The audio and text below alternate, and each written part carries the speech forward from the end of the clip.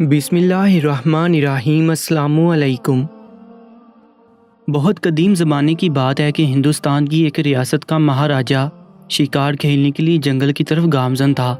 راستے میں اس کا گزر ایک خوبصورت گاؤں سے ہوا اور اسی گاؤں میں اس مہاراجا کی ملاقات ایک بہت حسین اور سڈول جسم کی مالک نوجوان لڑکی سے ہوئی۔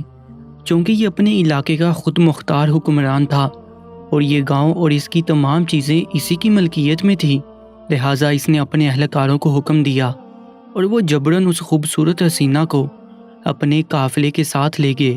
مہاراجا جو اس کمسن حسینہ کے جسم پر مر مٹا تھا، اس نے رات ہی میں اس لڑکی کے ساتھ ہم بستری کا منصوبہ بنایا، لیکن جب اگلی صبح مہاراجا حجلہ عروسی سے نہ نکلا تو اس کے سپاہیوں نے خیمے کے اندر جھانکنے کی جسارت کی اور دیکھا کہ اندر مہاراجا کی اکڑی ہوئی لاش پڑی ہے جس کا رنگ نیلا پڑ چکا تھا اور وہ حسین لڑکی وہاں موجود نہ تھی۔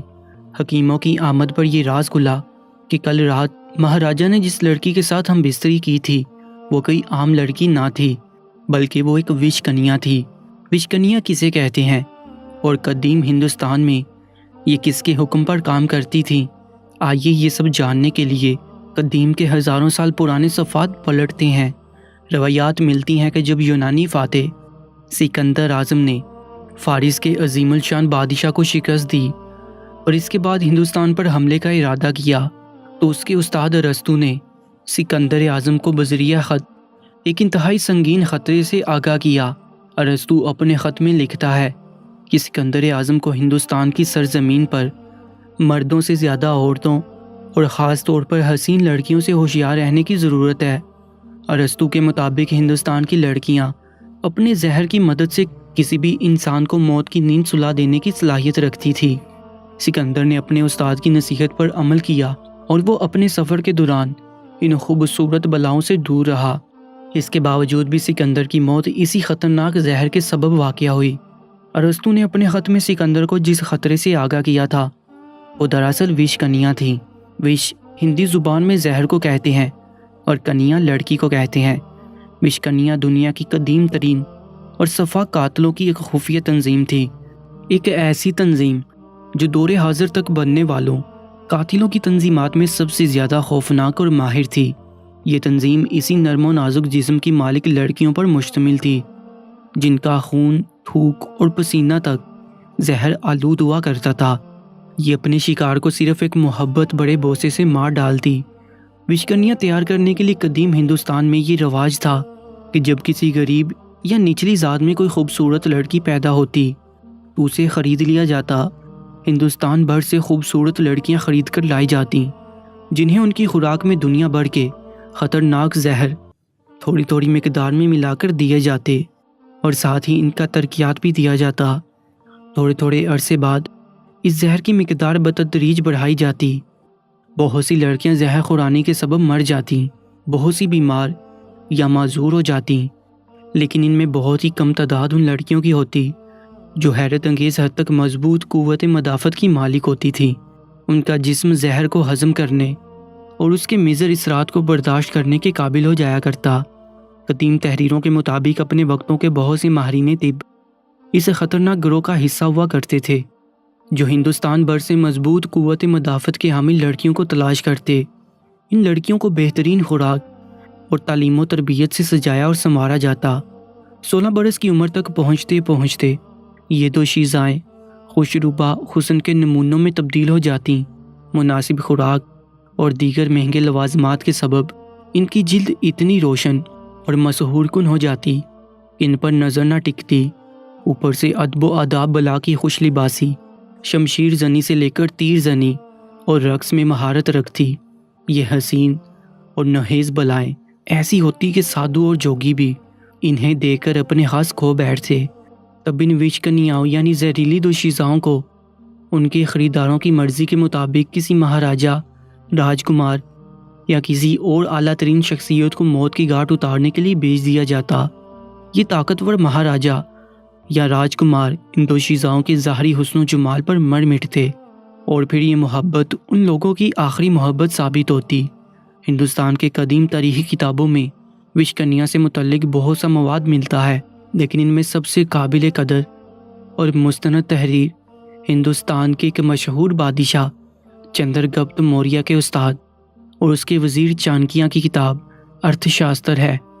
چانکیہ قدیم ہندوستان کی وہ شخصیت ہے جسے تاریخی عالم میں ارسطو اور افلاطون جیسی اہمیت حاصل ہے۔ اپنی اسی استاد کی فہم و فراست پر چندر گپت موریہ بغیر کسی لاؤ لشکر کے اور شاہی خزانے کے ہندوستان سے سکندر اعظم کے جرنیل سلوکس کو مار بھگایا تھا، اور وہ قدیم ہندوستان کی سب سے بڑی اور طاقتور ریاست ماگدھ کے لیے خطرہ بن گیا۔ اس دور میں نندا خاندان ریاست ماگدھ پر حکومت کیا کرتا تھا۔ نندا حکومت کے وزیر اعظم ادیانی چندر گپت موریہ کو مارنے کی خاطر ایک وش کنیا کو پلانٹ کیا تھا، لیکن چانکیہ کی غیر معمولی ذہانت کے سبب یہ وش کنیا ناکام ہوئی اور چندر گپت موریہ زندہ رہا۔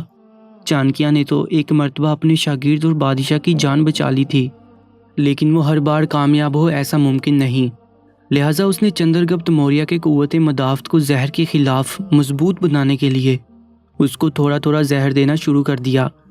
ایک مرتبہ چندر گپت موریہ کا یہ زہر بڑا کھانا اس کی مہارانی نے تناول کر لیا اور اس کی موت واقع ہو گئی۔ بعد ازاں چندر گپت موریہ نے وش کنیا کی ایک بڑی تعداد کو تیار کیا اور ان زہریلی حسیناؤں کے ذریعے اپنے بڑے بڑے دشمنوں کو موت کے گھاٹ اتار دیا۔ پاکستان کے علاقے ٹیکسلا میں پیدا ہوئے ذہین و فطین ماہر معاشیات اور سیاستدان نے اپنی کتاب ارتھ شاستر میں وش کنیاؤں کی اہمیت، انہیں تیار کرنے اور استعمال کرنے سے لے کر ان سے بچاؤ کے طریقے بیان کیے ہیں۔ دور حاضر میں وش کنیائیں تو باقی نہ رہیں، لیکن ہندوستان کی تاریخ آج بھی اس عجیب و غریب ماہر ترین گروہ کی داستانوں سے بھری پڑی ہے۔ کہیں کہیں تو یہ بھی درج ہے کہ ان وش کنیاؤں کا پسینہ تو اتنا زہریلا ہوتا کہ یہ کسی انسان کو صرف لمس یعنی چھو کر مار ڈالتی تھی۔ ان کہانیوں میں کتنی حقیقت ہے اور کتنا فسانہ، یہ بات تو اللہ تعالیٰ کی ذات ہی بہتر جانتی ہے۔ شریعت اسلامیہ میں جتنی تاکید کے ساتھ انسان کے قتل کی حرمت کو بیان کیا گیا ہے، عصر حاضر میں اس کی اتنی ہی بے حرمتی ہو رہی ہے۔ چنانچہ معمولی باتوں پر قتل کے واقعات روزانہ اخباروں کی سرخیاں بنتے ہیں۔ افسوس کی بات یہ ہے کہ ان دنوں بعض مسلمان بھی اس جرم کا ارتکاب کبھی کبھی دینی خدمت سمجھ کر جاتے ہیں، حالانکہ قرآن و حدیث میں کسی انسان کو ناحق قتل کرنے پر ایسی سخت وعیدیں بیان کی گئی ہیں جو کسی اور جرم پر بیان نہیں ہوئی۔ اسلامی تعلیمات کے مطابق کسی انسان کو ناحق قتل کرنا شرک کے بعد سب سے بڑا گناہ ہے، بلکہ بعض علماء نے سورۃ النساء آیت نمبر 92 کی روشنی میں فرمایا ہے کہ کسی مسلمان کو ناحق قتل کرنے والا ملت اسلامیہ سے ہی نکل جاتا ہے، اور جو شخص کسی مسلمان کو جان بوجھ کر قتل کرے تو اس کی سزا جہنم ہے، جس میں وہ ہمیشہ رہے گا، اور اللہ اس پر غضب نازل کرے گا اور لعنت بھیجے گا، اور اللہ نے اس کے لیے بڑا عذاب تیار کر رکھا ہے۔ اگرچہ جمہور علماء قرآن و حدیث کی روشنی میں تحریر کرتے ہیں کہ کسی کو ناحق قتل کرنے والا بہت بڑے گناہ کا مرتکب ضرور ہے، مگر وہ اس جرم کی وجہ سے کافر نہیں ہوتا، اور ایک طویل عرصے تک جہنم میں دردناک عذاب کی سزا پا کر آخرکار وہ جہنم سے نکل جائے گا، کیونکہ مذکورہ آیت میں ہمیشہ جہنم میں رہنے سے مراد طویل مدت ہے۔ قرآن و حدیث کی روشنی میں علماء امت کا اتفاق ہے کہ کسی کو ناحق قتل کرنے والے کی آخرت میں بظاہر معافی نہیں ہے، اور اسے اپنے جرم کی سزا آخرت میں ضرور ملے گی، اگرچہ مقتول کے ورثاء قاتل سے قصاص نہ لے کر دیت وصول کر لیں اور اسے معاف کر دیں۔ اللہ تعالیٰ ہمیں تمام گناہوں سے محفوظ رکھ کر دنیا فانی میں زندگی گزارنے والا بنائے، اور ہمیں دونوں جہانوں میں کامیابی عطا فرمائے۔ کامنٹ سیکشن میں آمین ضرور لکھیے گا، اور ایسی ہی دلچسپ ویڈیوز کے لیے Urdu story time YouTube channel کو سبسکرائب کر لیجیے گا۔